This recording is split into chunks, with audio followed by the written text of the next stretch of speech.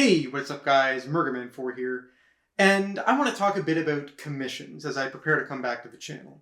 As I discussed in the previous video, my current circumstances have made it difficult for me to maintain this channel as a regular commitment, so I've been trying to find the best way to make it fit with the structure of my day-to-day life, my financial needs, and my creative desires. So going forward, I have a couple of changes in mind. For the first one, I've already put a poll up on the community page to gauge your opinions on.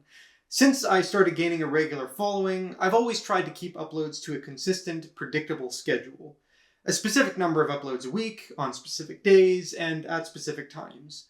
My current thinking, though, is that maybe it would be better to try something a little more loose. I upload videos as and when they're ready, rather than trying to hit a specific target every week. So my question to you guys is, does that sound good? Do you care about my uploads having consistency, or are you happy for them to come out whenever? If you haven't already voted in that poll, please go and do so, and let me know what you think. Next up, I want to discuss commissions. Firstly, I'd like to branch out a bit more.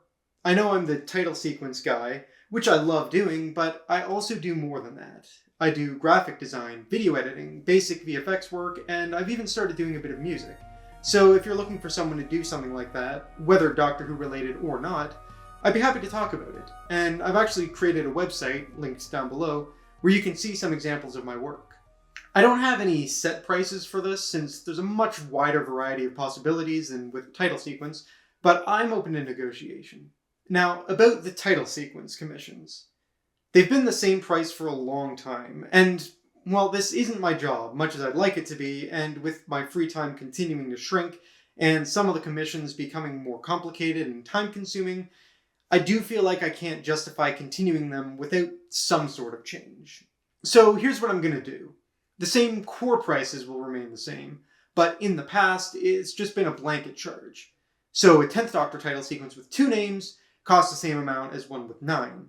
However, going forward, I'm going to be taking into account the amount of extra time and work I'm having to put into a more complicated commission. To keep things simple, I've chosen a base number of names, around the same number as seen on TV, for both the opening and closing credits that the initial price covers, and going above that number, there will be an additional charge dependent on the number of names involved.